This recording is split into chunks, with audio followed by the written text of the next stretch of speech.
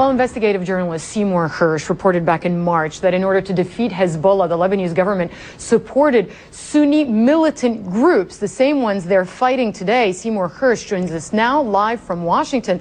Thanks for being with us. What is the source of the financing, according to your reporting, of these groups such as Fatah al-Islam in these camps of Nahr al-Barit, for instance? Where are they getting the money? Where are they getting the arms? The key player are the Saudis, of course, and Bandar. What I was writing about was a sort of a private agreement that was made between the White House. We're talking about Dick Cheney and Elliot Abrams, who's one of the key aides in the White House, with Bandar. And the idea was to get support, covert support money from the Saudis to support various hardline jihadist Sunni groups, particularly in Lebanon, who would be seen, in case of an actual confrontation with Hezbollah, the Shia group in the southern Lebanon, would be seen as an asset. As simple as that. So the Syria government, in order to counter the influence of Hezbollah in Lebanon, would be covertly, according to your reporting, funding groups like Fatah al-Islam that they're having issues with right now? Unintended consequences, once again, yes. And so if Saudi Arabia and the Syria government are doing this, whether it's unintended or not, therefore it has the United States must have something to say about it, or not? Well, the United States was deeply involved. This was a covert operation that Bandar ran with us. And don't forget, if you remember, we got into the war in Afghanistan with supporting Osama bin Laden, the Mujahideen back there in the late 1980s with Bandar. And with people like Elliot Abrams around, the idea being that the Saudis promised us they could control the jihadists. So we spent a lot of money and time, the United States in the late 1980s, using and supporting the jihadists to help us beat the Russians in Afghanistan, and they turned on us. And we have the same pattern, not as if, there's any lessons learned. It's the same pattern, using the Saudis again to support jihadists, the Saudis assuring us they can control these various groups, the Salafis and others, the groups like the one that we're in, that's in contact right now in Tripoli with the government. Sure, but the Mujahideen in the 80s was one era. Have the Americans, why would it be in the best interest of the United States of America right now to indirectly, even if it is indirect, empower these jihadi movements that are extremists, that fight to the death in these Palestinian camps? Doesn't it go against the interests not only of the Syria government, but also of America in Lebanon right now? The enemy of our enemy is our friend. The jihadist groups in Lebanon were also there to go after Nasrallah, Hezbollah, which, if you remember, last year defeated Israel, whether or not the Israelis want to acknowledge it. And so you have in Hezbollah a major threat to the American. Look, the American role is very simple right now. Condoleezza Rice, the Secretary of State, has been very articulate about it.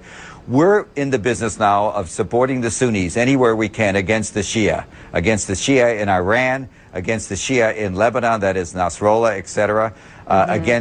So the game is really, as you could call it, almost the Arabic word is fitna, civil war. We're in a business right now of creating, in some places, Lebanon in particular, sectarian violence. But the Bush administration, of course, officials would disagree with that. So would the Syria government. They're openly pointing the finger at Syria, saying this is an offshoot of a Syrian group, Fatah al-Islam is. It's getting its arms. Where else would it get its arms from if not Syria, is the question they'll ask.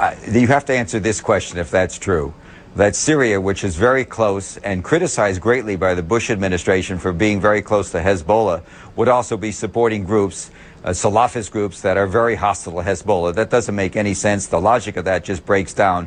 What it is, very simply, it was a covert program we joined in with the Saudis as part of a bigger, broader program of doing everything we could to stop the spread of the Shia world, and it just simply, it bit us in the rear, as it's happened before. Sure, but if it doesn't make any sense for Syria to be supporting these Salafist groups in these camps, why would it make any sense for the U.S. to indirectly, of course the support is according to your reporting, by giving $1 billion in aid, part of it military, to the Syria government? And if that aid is dispensed in a way that the Syria government and the U.S. is not controlling, going to extremist groups, then indirectly the United States, according to this article you wrote, would be supporting these groups. So why would that be in its best interest, and what should it do now, according to what the people you've spoken to? You know, Hala, you're assuming logic by the United States government, but that's okay. We'll forget that one right now. Basically, it's very simple. These groups are seen, and when I was in Beirut doing interviews for this, I talked to senior officials of the Syria government who acknowledged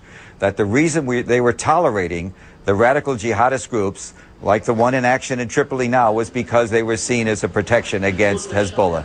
The fear of Hezbollah in Washington, particularly in the White House, is acute. They just simply believe that Hassan Nasrallah is absolutely intent on waging war here in America and is capable of doing it. Whether that's true or not is another question, but there's a absolutely overwhelming fear of Hezbollah, and we do not want Hezbollah to play an active role in the government in Lebanon, and that's been our policy, basically, which is to support the Senora government despite its weakness.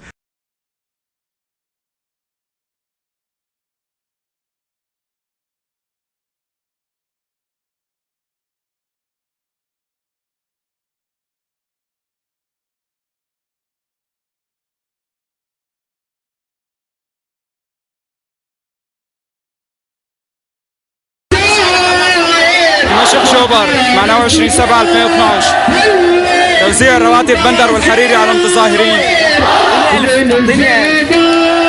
توزيع رواتب بندر، هذا هو بشار الأسد حافظ الأسد.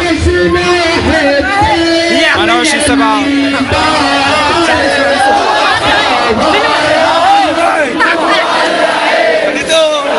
هذا شت المتظاهرين على المظاهرات. نقود الحمار حافظ الأسد، الله يلعن روحه. ما بيطلع على مستوى في مصاري صرت يطلع. بس بدي اياكم انه هذا المدافع القضيه ومقاطع الشهداء وبالاخص